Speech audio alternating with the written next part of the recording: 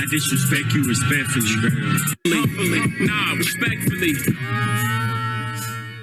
Police budgets, PD budgets. They already did. And with the George Floyd thing, the George Floyd bill, I mean, I don't know how great of a bill it was, but I don't know if it seemed more symbolic than anything else. But I've heard, and I haven't verified it because I haven't actually read the bill and the fiscal impact and whatnot, but I have heard that essentially it ends up increasing police budgets.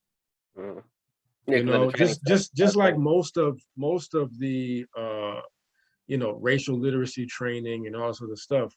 At the end of the day, it ends up increasing police budgets, and that is pretty much incentive instead of decentivizing, like the stuff that they were doing, the foul shit that they do. It ends up incentivizing it. Like, yeah, you know what? We need literacy training. Yep. You're right. So, yeah, right. So we should increase our budgets so we can get this racial literacy training going. Yep. You know, but it's like said, all a finesse, bro. It's all a finesse. That's kind of what I was getting at. Is that a major finesse where none of us actually win. And now that, like I said before, where people are starting to feel some of it too, you're gonna start. It's about to go like right. What might stop things is what's actually going to be the scariest thing is that these rich people are going to like go back to like the 1930s when corporations were like hiring their own like security forces and killing people like they were doing they're like the free labor movement. I mean, they already started kind of like they've already been low key deputized anyway. I mean, you got like people like George Zimmerman and what's the kid recently the little dweeb that shot up people at the protest. That guy, yeah. I know you're talking about, him. Kyle Rittenhouse, yeah. I mean, they with those cases, they're essentially letting people know. They're putting people on notice, letting people know. Our criminal justice is letting people know we have deputized our white citizens, right? So they have carte blanche to do whatever they want, you know? I'm saying that like they're gonna rich people and corporations are gonna start hiring their own security forces. Okay, like formally contracting their own, The same thing we do with like war. We have like the contract war soldiers and all that. Oh, so you think it's about to turn into Nigeria out this joint? People just guarding their properties with security guards and whatnot. I mean, as you become because the pores disparities become wider, that's what's gonna start happening. Yeah, I mean, I would not be surprised at all. Especially, I mean, the wealth gap is only getting bigger. So I mean, exactly. And the Democrats sped it up with the whole shutdown and crippling small businesses and locking people out of their jobs and all sorts of stuff, which we still haven't seen. And I've been saying this for a minute. We still have not seen any research data, conclusive studies on the impact, the economic impact of that shutdown, specifically on small businesses and specifically on people living on the margins, right? The lower end of the wage class. You know, we have not seen any numbers on that, and we got a bunch of liberal think tanks, all these progressive think tanks. I've worked at some of them where it's like that is the stuff that they typically would be focusing on, right? Especially with something that's unprecedented and a government mandated shutdown. And we haven't seen anything about it. They don't talk about it on liberal news. And I know the data, the data's there. Yeah. Like, they're not interested in that. Like, right, not at all. The game was there when they decided that what was it, $2,000 is enough to get people over like 8 months of right. Like that was it right there. Let people know like we're not really that interested and still tried to paint a narrative after they did it to say that government is doing too much. So So now libertarians are emboldened, and I'm like, wait, the government, all they did was try to compensate, and really it paled in comparison to what they actually did, what should have been done. but they just tried to compensate for a shutdown and a cripple to the economy that they did, that they created. Yeah. Like it's not like they're have this new economic project that they're trying out. No, they shut down the economy. People lost jobs, so now they have to do something to recompense, right? And businesses lost their businesses, right? So it's like it's ridiculous.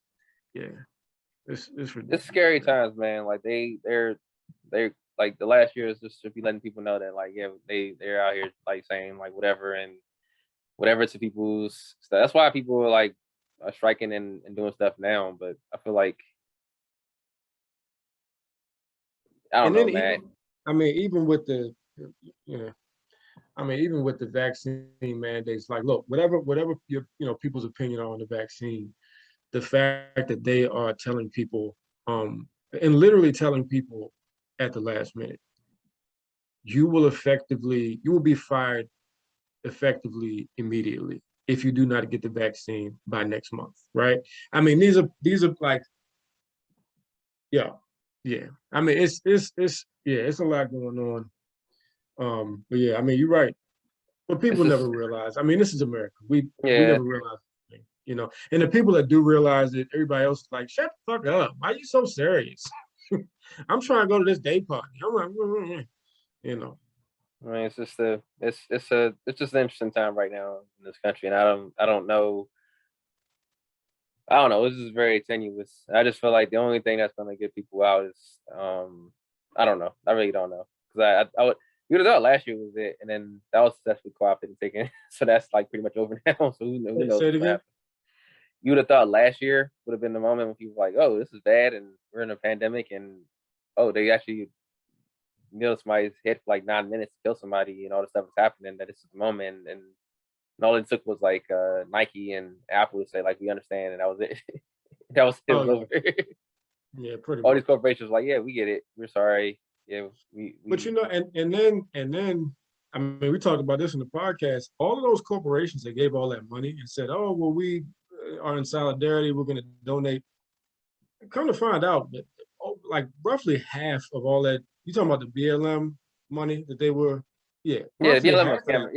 Yeah, I remember you talked about that in podcast. They were like kind of scam. They were like, I mean, roughly half of it went to LGBTQ causes, which, it's just like, all right, that's fine, but you raise this money off of Black people being murdered, so the money should go to protecting Black people. Why is half of it going, and we don't even really know if half of it went to that, because honestly, they were like, oh, well, we're disorganized. We don't know. We really are so decentralized and disorganized. We don't really know where the money went, but we think half of it went to. It's like, all right, man. But it's some of that, and some of like a lot of our like.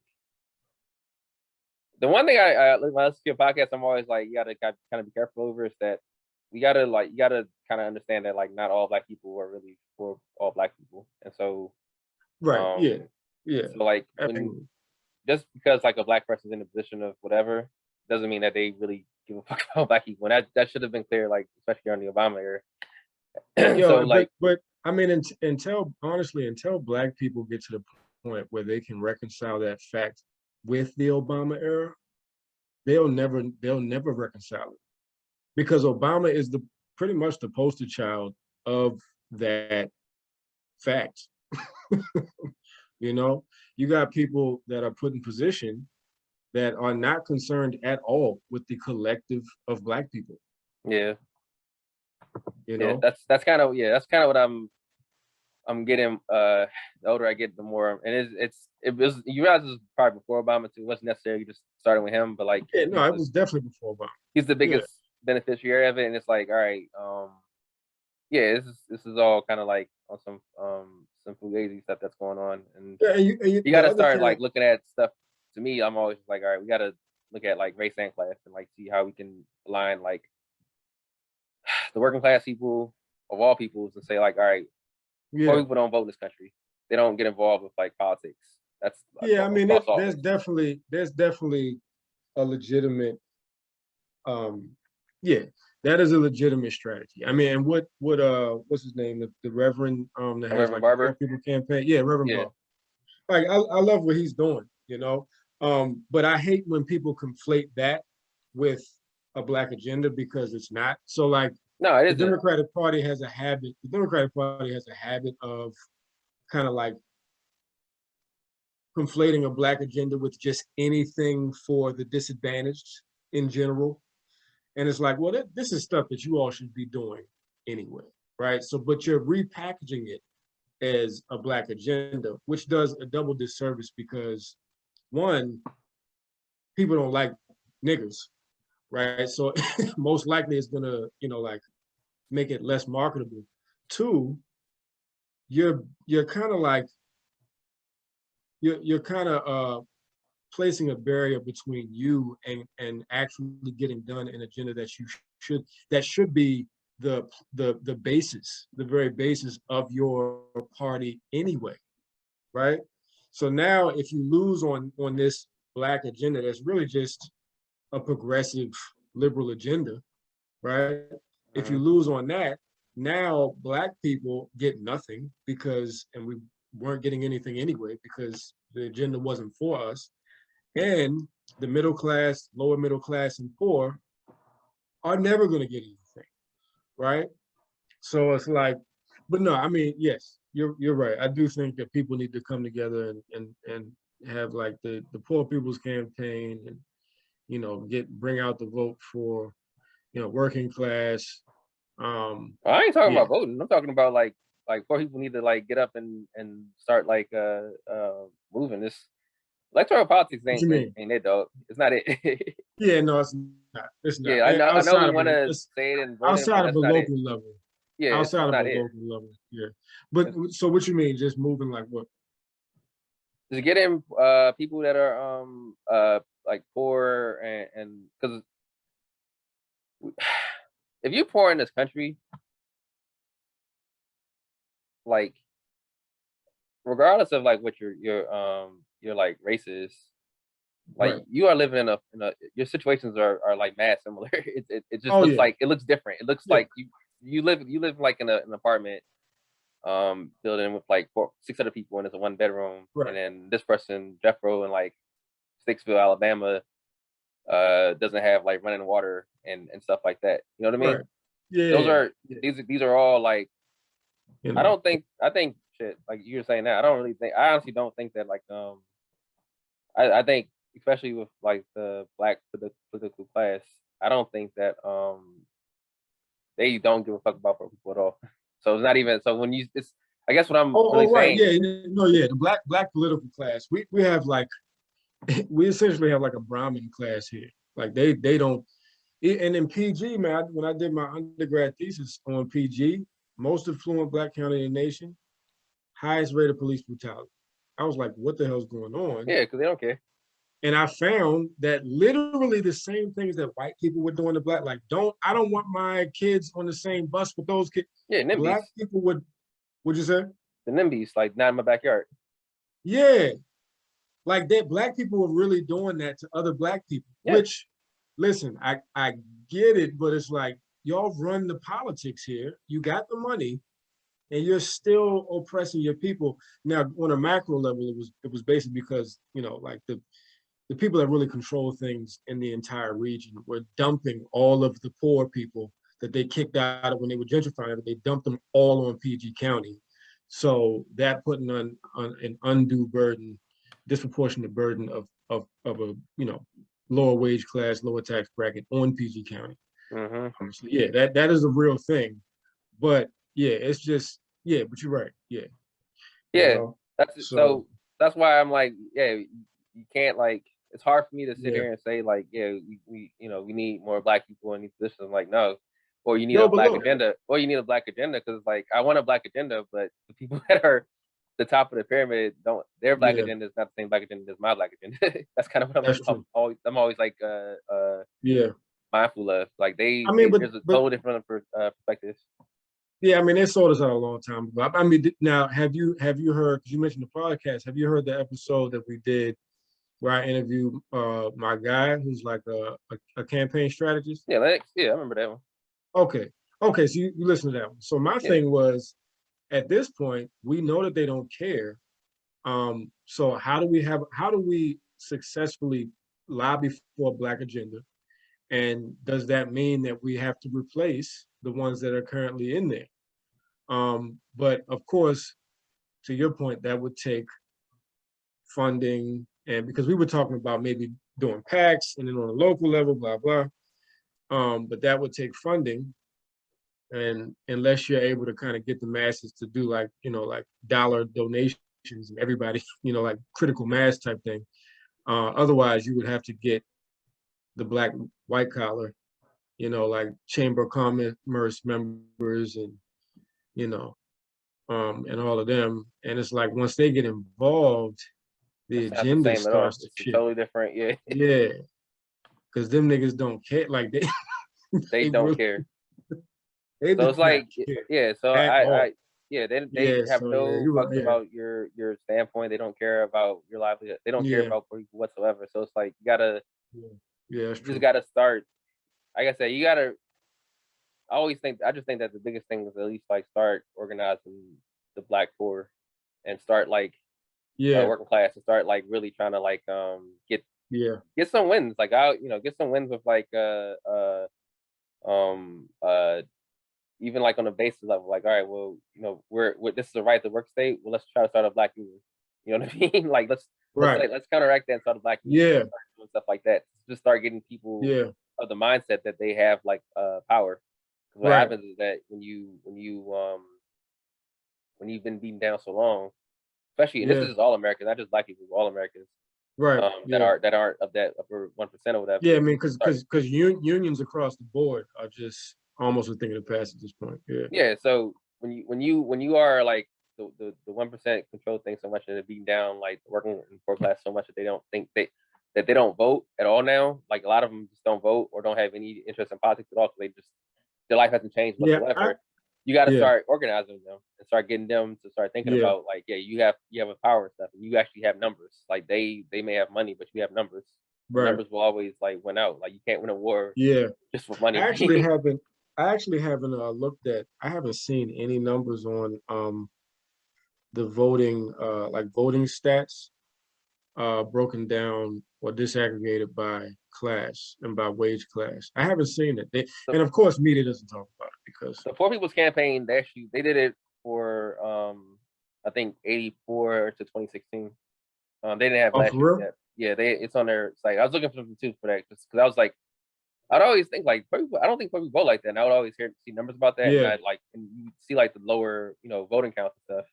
So Right. I was like looking for something, and the whole campaign last year was to get people out to vote, and they were saying like, yeah, poor people, I think comprise like 30 lower income people. They were just saying low income people in general Yeah. comprise like 40% of like the voting of the votes, like or something, or 40% of people that are like lower income just voted. That was it for like 84 to like You 2016, said like a really low 40%? number. 40%, it's like really low. Oh wow. Once you go up in class, Well, but is that but is once you go up in I income feel like level, 40% is actually on par with not. the American I'm people. gonna try to find a link for you, but once you go up in income level, the participation rates actually went higher. It was like 60, 70, 80, 100, like Oh wow. 90%. Yeah. So 90% in some cases? in some cases, yeah, the higher up you go on the income level, the Oh more wow. participation. So when you Gotcha. like, And that in national or local? they just Send did send that presidential elections. send that to me, yo. They did presidential elections. On presidential elections. Okay. Yeah. Oh So when wow. you like when you start like thinking like that, like all right, people aren't voting like that, like poor people aren't Right. voting like that, then Yeah, that's an opportunity right there that that's true. you And got to and the start. Democrats are not trying to. But they're not interested in them. They're not. That's not their demographic. Their demographic Right. is Right. It would be it would be a conflict of interest. it's the best way to to put it. Yeah. yeah, Maybe a yeah. conflict of interest. Yeah, this is I'm gonna find it. I'm gonna email it to you. But yeah, Washington Post, the New York Times had an article about this last year as well. But yeah, I remember this from the excuse me. In fact, now they say yeah, just you got to remember that there are more people in this country that are poor, lower class, and like Yeah, than that's anything true. else. So you got to like consider that. But Yeah, and that's the one. That's probably the strongest unifying issue, right? Mm-hmm. Yeah. Yeah, it's they there's so many people that could like be a part of this that don't because people's still lives haven't changed. So it's like, well, Go ahead. no, you start doing stuff people's lives, they'll come out to vote. Like that's a passionate Right. group of people. Right. And it's probably even larger than by the parameters we have set up now for what constitutes being poor. Because the cost of living, the parameters haven't really been adjusted. They're antiquated at this point. So, and plus you got a lot of people who are aspirationally, they have these aspirational tax brackets, and so they believe that they are this, well into the middle class, and it's like, no, you're actually like a couple paychecks away from being on the street. Yeah. So, on the street. Yeah. So it's like you're not really far removed from poor. So I mean, yeah, if you actually put something together, like a campaign together that spoke to the larger issues, you might find that people that otherwise would have considered themselves middle, or currently do consider themselves middle class, are dealing with a lot of the same issues. Like when I saw the statistic that like 70 something percent, maybe even higher, it might have been 80%. I think it was like 70 something percent, almost 80% of Americans lived paycheck to paycheck. Right.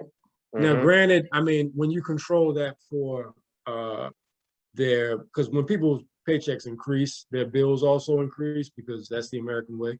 Yeah. So, once you control for that, it might not be as extreme of a statistic. But at the end of the day, if the vast majority of the American population is living paycheck to paycheck, I would imagine that a lot of us are dealing with the same issues on different levels. That's what I'm saying. Right? Yeah. Yeah. That's what I'm saying. Yeah. So you gotta, and I'm not saying that that will like solve racism at all. Like I would never say that. Right. Yeah. Bigger context, but at least you are able to start addressing issues that you start at least being able to say, well, we all have the common interests and we're all being screwed over, so let's like work together to do this. And racism is also here too. Don't forget this either, because this is also affecting us more. But I just feel like we are at a point, man, where you can't just like we as Black people don't have. It's not many of us, unfortunately, so we can't just be like this. We're gonna work our way out of this. It's hard. And my thing, I mean, I always tell Black people when they say, "Oh, they're not gonna do nothing for us." I'm like, they're not gonna do anything because you have not, because you ask not. It's because you have kind of like a perspective on life, a perspective on your government, and a perspective on your representatives, the Black ones, that if people don't do anything for you, it's just expected, right? Right. If you actually demanded things and actually said, I'm not going to participate anymore, or I'm going to abstain in certain ways if you continue to ignore me, I guarantee you they will get something done, because white people don't want to do anything for Hispanics. White people don't want to do anything for Native Americans. But guess what? They're doing it. Yeah. We're the only, and I'm not saying that I'm not saying that they're fixing everything. What I'm saying is they've done more than what they've done for us, which is absolutely nothing. Yeah. Right? Because we're the only demographic that sits back and is okay with no one doing anything for us. And on top of that, we're okay with them not doing anything for us. And then we're okay with them telling us to get with other people and support their agendas. Yeah, that's where I'm always like, nah, you can't like things like that.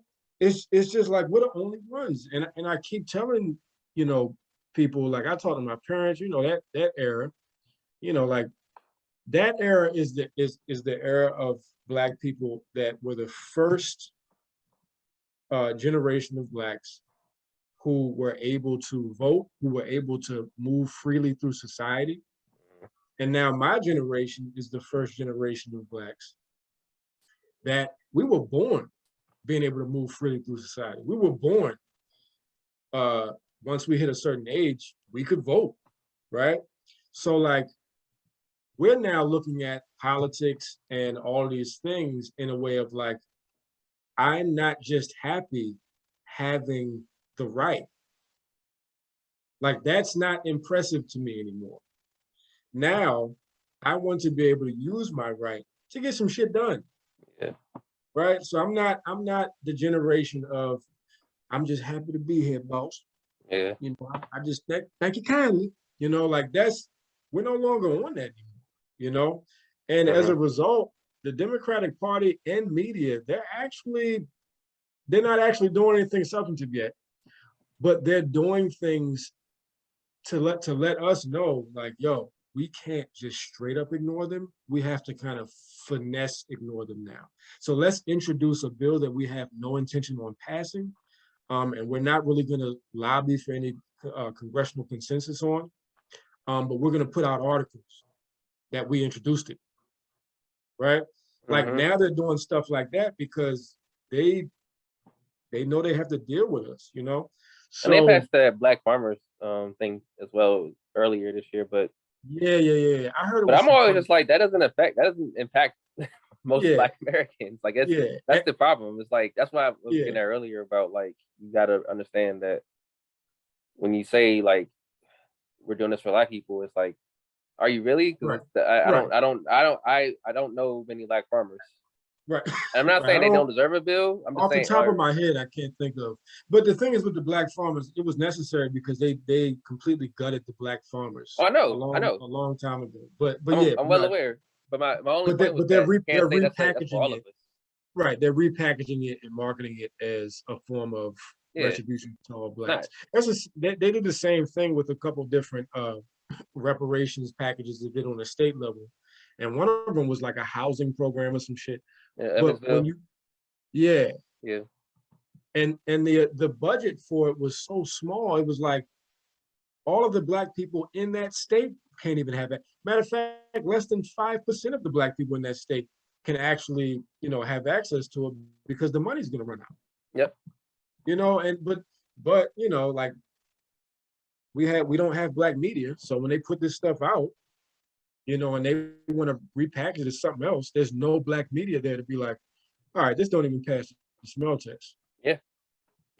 This doesn't make any sense at all. There's no it literally doesn't make any sense. Like, I don't even have to research it that much to figure out that this is bullshit. Yeah.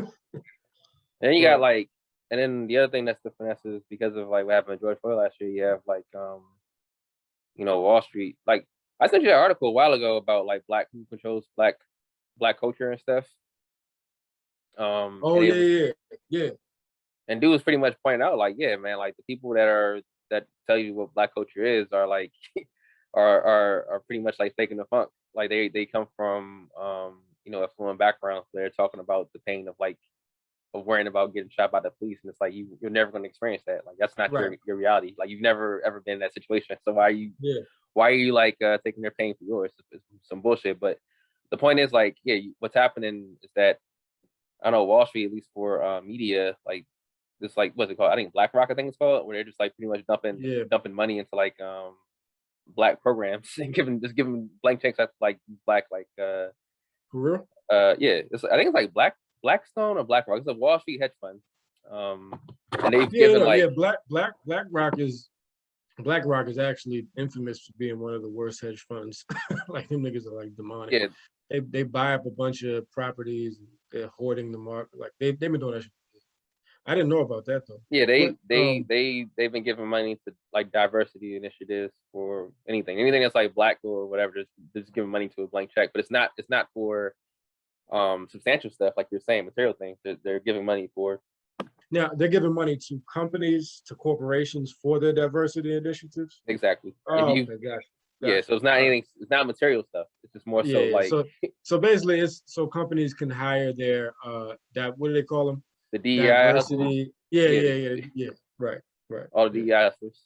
So that's all it is. And so there's a whole I think game that's going on now with that, or they'll have like they give money to like different programs on TV and stuff. Like ABC has some like really terrible Black Experience in America program. Yeah, I hate it. I hate it when they do those shows. I can't even watch them. I don't watch it because they piss me off too much. And then every time they do them, I end up hearing about them because Black people start talking about it. Like they literally can create a conversation in our community. And it's like when two Black people are talking about police brutality and they're building about like things we can do about it. And a random white person comes along and says, what about Black on Black crime? Right.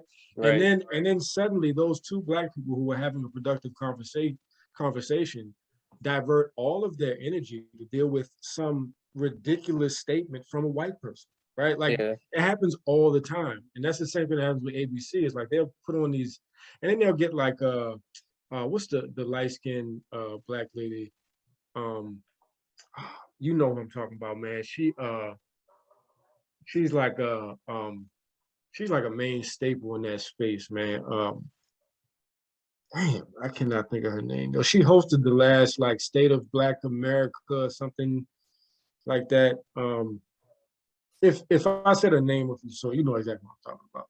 But then they get like people like that to host it, you know, and then they'll bring on like a Henry Louis Gates to do whatever the hell he does. Right. You know what I mean? That's what I'm getting at with like that was the whole point of that article, is that like people that are controlling our the culture are like are like the people that don't give a fuck about the Black community outside they don't of care about it. Yeah, outside of their pockets. They went to Ivy League schools, you know, they go to these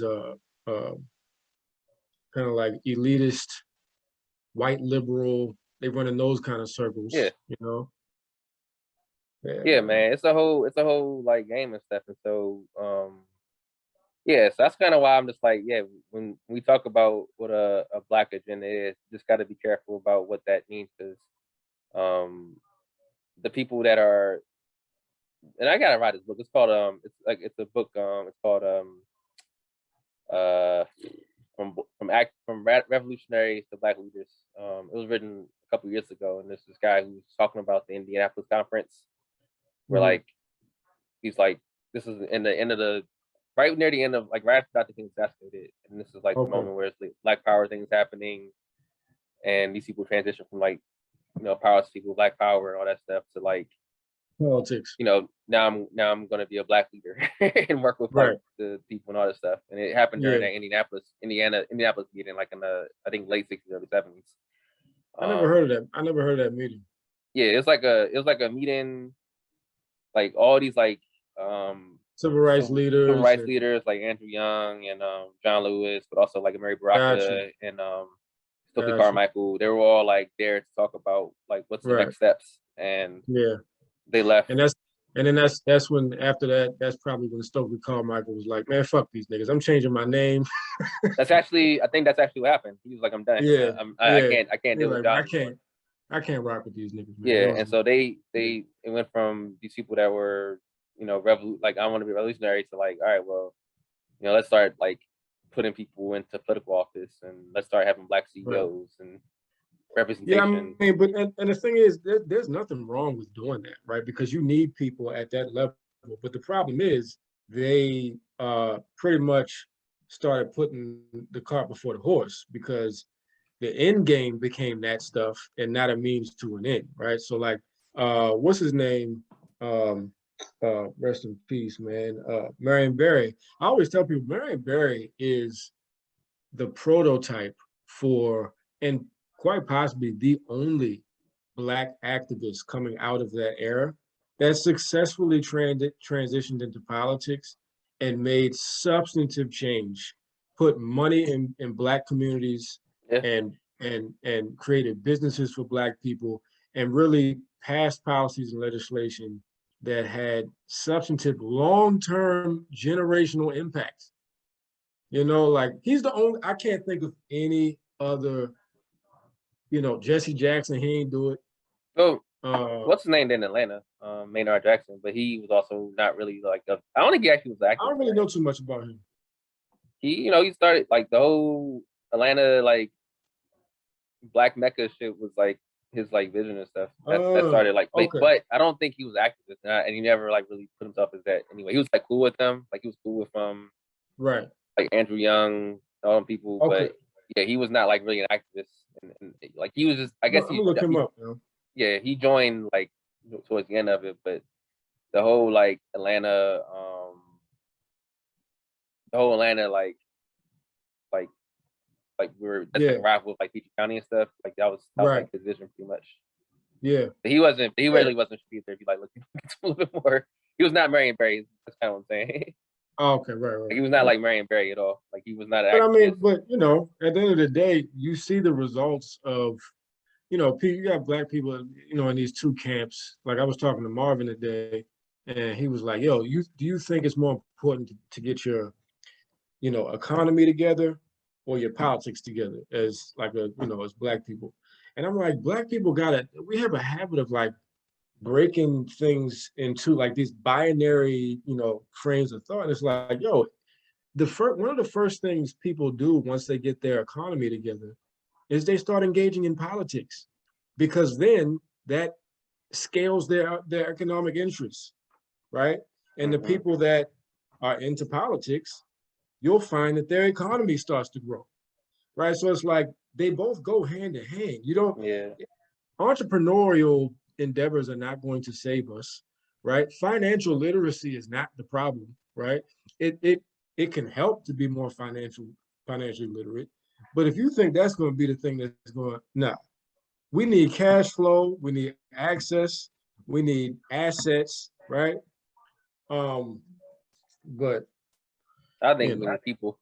That's and we need and really we just need, but we don't even need a whole lot of people. We just need a few niggas to get on the same page. And one thing that niggas are not good at doing is getting on the same damn page. You're not going to page. There's no people behind you. If you don't have people behind you, you're not going to be on the same page. That's the problem. That's what I'm getting at. Like if you don't have people, all it's just for not. Like the only reason why white people can do what they do, especially with rich white people, is because they have people. Now they don't know what to support themselves most of the time, but they have people. You can't just go. And what happens when you start doing that is what happens is that I think, and my belief is that you start creating these like tiers of people again, which is what the Black political class is now, where you just have these tiers of people that are just like, I control things and I know what's best for us, and I know what's best for me, make more money. That's what's best for all of us. So that's usually what it comes down to. That's usually at the end of the day. Yeah. So you gotta like it's gotta be like it just has to be like a mass. It has to be like a grassroots mass, man. And I don't know how it's gonna happen. I'm not saying I have an answer for that, obviously, but to me, like you just gotta start working on poor people and start getting them aware of what's going on and how they can start impacting things. Even if it's like in a workplace, just start like, like I said, if you can get people in workplaces organizing and unionizing and start seeing that they have power, that shit's like real. And you start seeing that, you start getting these wins. Like, yeah, I can do this. And when you start breaking it up and like start getting more and more, and you realize like, all right, I can do this and I can help with this, and I've been seeing these problems here since I lived through this. That's what changes things, especially considering it starts creating. It creates a mindset of like self-determination and autonomy over your life. Yeah, because we just don't have that, unfortunately. We just have too many people that are thieving and grifting. Because them niggas, the Boule keep selling us out, man. And and they Boule, man. And why wouldn't they? Because you don't ask them, why wouldn't they? Shit, you tell me like if you vote for me next year, if you vote for me next year based on just me saying I'm Black, fine. Yo, niggas, the Boule just be like, look, all these niggas gonna do is celebrate my success and live vicariously. So yes. They ain't about to ask me for shit. Yeah, that's exactly what's happening, man. And the second one of the smart ones start actually criticizing me, the rest of them are just gonna shit on them and be like, don't you talk bad about him. Don't you talk bad about them. What are you doing? They're in public. We're in public and all this stupid shit. Nigga, shut up. Man. It's crazy, man. Yeah, man. Yo, matter of fact, listen, this was a great convo. I almost want to put the audio of this up as like content. Not like the visual, because like just the audio. Okay. Because this is a great convo, yo. So send this joint to me. I like that you're thinking about content. What'd you say? I like you're thinking about content. Conversations are all content now. That's what I'm a content king now. Oh shit.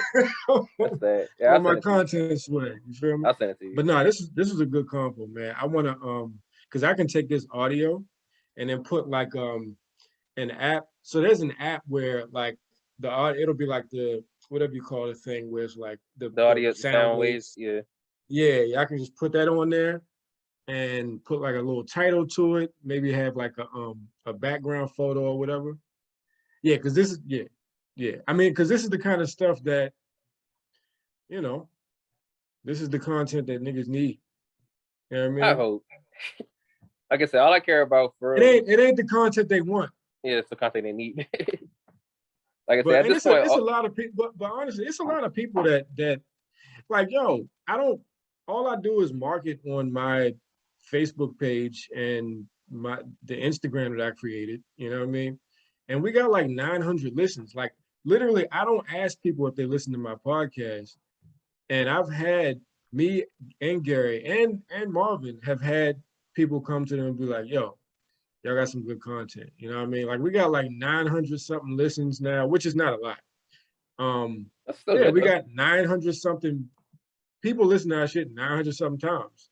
That's good. You know, we got like 27 subscribers on YouTube, which again is nothing, but it's like the fact that we have 27 people that are actually subscribing to our YouTube, Yeah. So, cool. So yeah, I mean that there's a lot of serious black people out here. There's a lot of black people that you wouldn't even think would agree with the things that we're saying because they wouldn't say them otherwise. Because they're like, look, nigga, at the end of the day, I've had those same feelings since I was 16, but guess what? I got kids, I got bills. Yeah. You feel me? That's what I'm saying, man. That's why we ain't about to start the revolution tomorrow. So that's why I'm like, you gotta start targeting them. You can't be on some like, we just gotta like find the next like. And I'm not saying that we all. I know I have friends that tell me like I'm like I really don't like billionaires. Like I always say that, but I'm also like that's because they don't need to be billionaires. Like you don't need to be a billionaire. Yeah. Like there's no reason. Well, media is also pulling us in that direction of they got niggas because the rappers are saying it, and a lot of like black celebs are saying I have a billionaire mindset. It's just like anytime I hear a black person say anything about a billionaire mindset or they're gonna be a billionaire, I just look at them like, oh, nigga, you are the dumbest. You have no idea. What'd you say? You're one of the dumbest people I've ever met in my life. I think that you are. Like, do you have any idea what billion means in money terms? Yeah. Like, you're not going to become a billionaire because you have a successful business, nigga. Like, what? You're not even think about what you're saying. Just think about what you're saying for a second. You're not going to be Jeff Bezos tomorrow. Yeah. What are you talking about? You're not. What are you talking about? And we don't need Jeff Bezos. And the thing is, when you say stuff like that, niggas, man, especially black women, you just being negative. There's too much negative. Like, no, nigga, I'm being realistic. You're not smart. You're not intelligent. And I'm trying to get you to understand something. And the other thing too is like, you're not a sociopath. Like to be a billionaire, you gotta be a sociopath. You're not a sociopath. Right, that's the other side of it. You're just not. You're a good person. You're not gonna be a billionaire. You're a good person. Relax. You're not a sociopath. Keep that in mind. And keep in mind that that's not an aspirational thing to be, right? No. You don't want to be a sociopath. No. You don't want any of that. You gotta relax. Yeah. So like you just gotta I don't know, like I think that like we as people just when you were talking about a person that was like a father now, it's like kids. Like I had this myself 15 years old, but I, you know, life is in my way now. That's what I'm getting at. Like you gotta get to that person. That person probably isn't even participating in politics anymore, or just voting blindly. They're either they're not participating in voting anymore, or just voting blindly because which is the same thing. Which is the same thing because they're just not thinking about the stuff anymore. Right. And you gotta